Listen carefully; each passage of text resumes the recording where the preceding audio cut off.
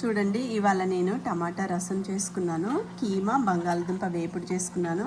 వేడివేడిగా అన్నంలో టమాటా రసం వేసుకొని కీమా బంగాళదుంప వేపుడు నంచుకుంటూ తింటాను. ఇప్పుడు ఇది నా లంచ్. చూడండి, వేడివేడి అన్నం మీద ఒక స్పూన్ అట్లా నెయ్యి వేసుకొని వేడిగా చారు వేసుకొని, చూడండి ఇప్పుడు టమాటా రసం వేసుకుంటున్నాను. ఎంత రుచిగా వచ్చిందంటే ఇవాళ అంత రుచిగా వచ్చింది.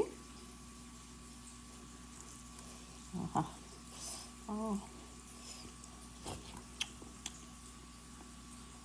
రుచి అమృతం.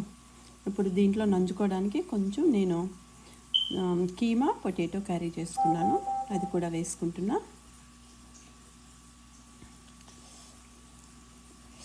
ఎంత రుచిగా ఉందంటే స్వర్గమే. ఇట్లా చేసుకొని తింటుంటే వేడి వేడిగా